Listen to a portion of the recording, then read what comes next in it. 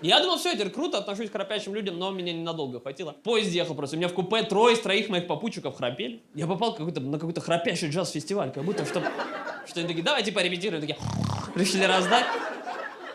И первое время их поддерживали, такие, блин, молодцы, не сдаются. Но уже через час такой, а кто-то мог бы и сдаться, конечно. Хотя бы. Одного я особенно не взлюбил, потому что первые два храпели по-разному, но классически. Да, это все, это ж мое время, да? Это мой шанс уснуть, мой шанс отдохнуть. А третий газ, он быстро храпел, он просто как свинья на кокаине какая-то, просто воровал мои суть себе, просто мразь. Но я понял, кстати, что меня больше всего злит в храпящих людях, это их самоуверенность. Знаете, когда с утра говоришь храпящему человеку, ты храпел, он такой, не храпел, я.